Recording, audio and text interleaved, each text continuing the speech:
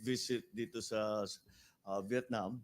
We are just attending the state dinner that will be given by the president for myself and for the delegation.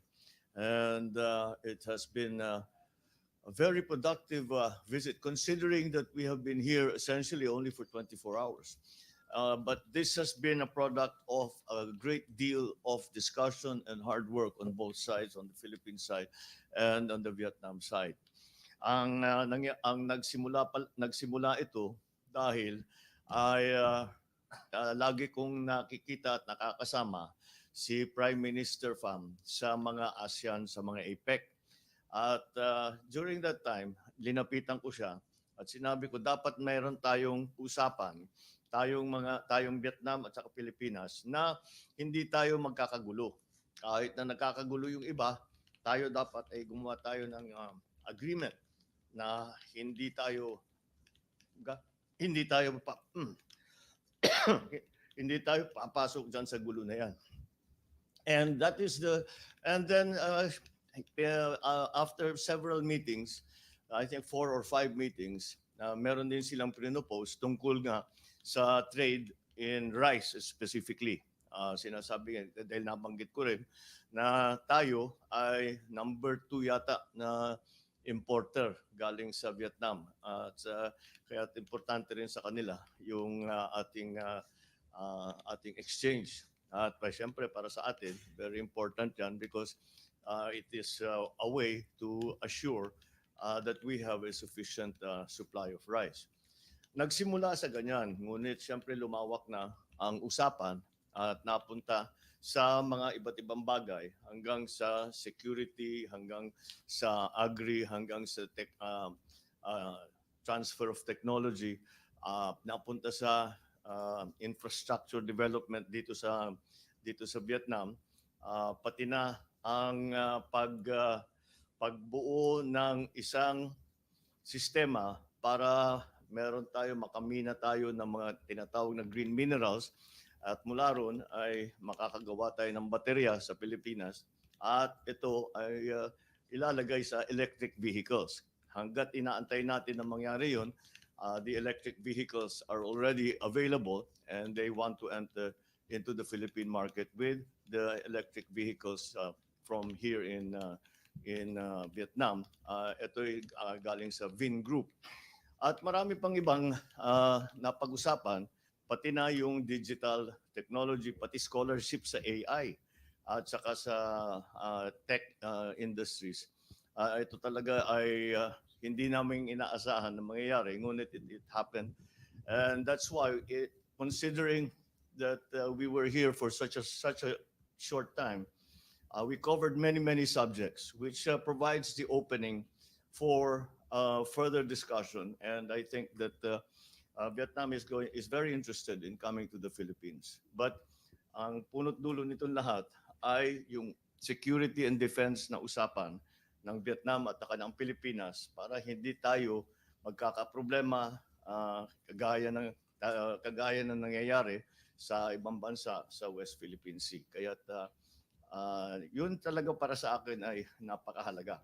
At yung agrikultura, siyempre hindi natin pwedeng basta isang tabihan dahil again, it's very important. We have commitments now to be supplied by the Vietnamese rice traders. Pinag-uusapan ng amounts at iniikot ni Secretary Kiko Laurel yung kanilang mga ibang lugar, dinala siya sa mga research stations, sa kanilang mga farms. At ang sabi niya sa akin, marami siyang natutunan at marami siyang nakikita possibilities ng mga potential na pwedeng palaguhin. So that just from those two, I think already we have achieved very much in this very short time. But considering that many other subjects came into play as well, again, marami tayong pwedeng i-develop na potential. Ang ating naging arrangement sa kanila ay yung aking laging sinasabi na kasi yung Vietnam at saka yung Pilipinas in terms of the economy, in terms of all of that, it is we are very similar. So sasabihin, bakit kayo nagtutulungan? Dahil ang sinusundan natin is let us compete, but let us also cooperate every possible chance that we have.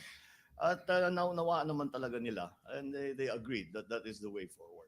So that is in essence, what we have been able to do and what we have been able to achieve on this trip to Vietnam this time. So now I'll open the floor to your questions. Christina Maralit from Manila Times. Good afternoon po, Mr. Good afternoon. President. Um, Sir, in your recent trip to Japan, nabanggit niyo po that the ASEAN must forge its own code of conduct with regards to the South China Sea. And katulad nga po ng nabanggit ninyo, it's imperative na magkaroon tayo ng agreement with Vietnam regarding this. How soon po ninyo inaasahan for this to be crafted, and have you taken this up with the Vietnamese president and the Prime Minister? We're pretty much there. Yun yung memorandum of understanding na ating ginawa between our two coast guards, pati yung mga plano na magkakaroon ng joint cruises at joint exercises this year, 2024.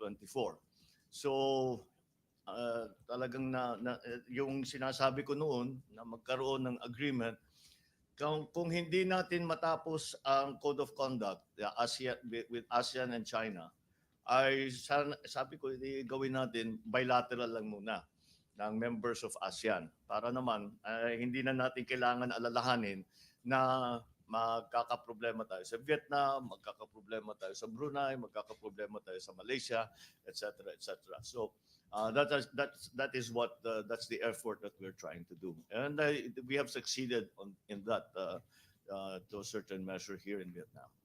Thank you, sir. Thank you. Kenneth Pasyente, PTV4. Hi sir, good afternoon. Good afternoon. Sir, may update po ba doon sa napagkasunduan ng Department of Agriculture ng Pilipinas at ng Vietnamese National Assembly noong 2022 kung saan yung isusulong po yung kooperasyon sa pagsasaka at pangingisda? Isa po ba yun sa na-discuss nyo rin? Marami tayong napag-usapan. Yun lamang kahit sa research and development. Ang Vietnam ay pumupunta naman talaga sila, yung kanilang mga researcher, yung kanilang mga scientifico, at saka yung kanilang mga magsasaka, ay pumupunta sa IRI at madalas sila nandun and to develop some of the new varieties, to develop some of the new techniques in the cultivation of rice. So that will continue, but mas dadami pa.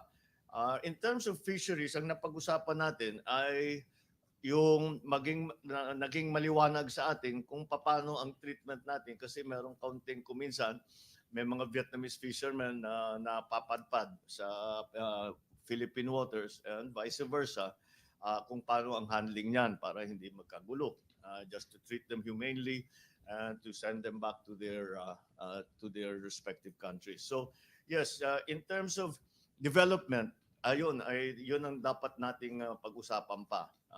That we have to lay down the specifics, because that is one of the subjects that I was referring to na hindi naman talaga nating wala sa agenda pero lumitaw na subject matter na para sa atin very interesting yan. Kaya yun. Ito yung simula pa lang. Maraming nasimulan ngayon. Kaya dadami ang diskusyon natin with Vietnam in many other aspects of our relationship. Thank you, Sir. Raquel Bayan, Radyo Pilipinas. Good afternoon, sir. Sir, Good ngayon po meron na tayo nasalyuhan na maritime cooperation with Vietnamese Coast Guard. Tapos meron pa po tayo, sir, na isang ito pong Incident Prevention and Management of the South China Sea na kanina rin po pininisenta. Meron po ba mga particular na hakbang sa loob nitong mga agreement para ma-prevent na po natin yung aggression ng China sa South China Sea? Well, the agreement is between Vietnam and the Philippines. So kung anong gawin ng ibang bansa, hindi naman kasama yon. Basta ang ating usapan with Vietnam is pagka may nangyari, meron tayong maliwanag na paraan kung paano pag-usapan para hindi lumaki ang gulo. Hindi naman tayo talaga we don't have any confrontations with Vietnam, as a matter of fact. Despite the fact that we have conflicts in territorial waters, about territorial waters, but it has never been beyond. It has never gone beyond any diplomatic contacts. Hindi na pupunta sa gulo kagaya sa mga nangyayari sa nakaraan. So it is a bilateral arrangement between the Philippines and Vietnam. Thank you, sir. Other topics? Kat Domingo of Ah. ABS-CBN. Okay. Hi, sir. Good afternoon. Sir, how is your relationship with Vice President Sara Duterte after her family spewed vitriol against you, your wife, and your administration? Well, it's exactly the same because she hasn't said anything of that nature, and wala naman siyang sinasabi na ganyang klase. So hindi naman nagbabago. Sir, follow up. Will you keep her as your education secretary despite calls? I'm Will sorry. you keep her as your education Yes. secretary despite calls from her Yes. family for you to Yes. step down? Yes. Sir, last question, Ivan Mayrina. May 7. Yeah, magandang hapon, Mr. President. Good afternoon. Over the last few days, there were several calls for you to intervene in the clash of the two houses of Congress over People's Initiative. How do you intend to resolve this, sir? Well, we have been in continuous discussion with both houses in the recent days. In fact, before I left, I met with our legal luminaries and tried to find a way. Dahil naman ang habol ko talaga dyan are the economic provisions that I have been talking about this for many, many years already. So, napupunta sa ibang usapan na at nagagamit na pampolitika itong issue na ito. So, I have asked the leaders of both houses and again, some of the best constitutional minds that we have in the Philippines to come up with a simpler solution that does not cause so much controversy.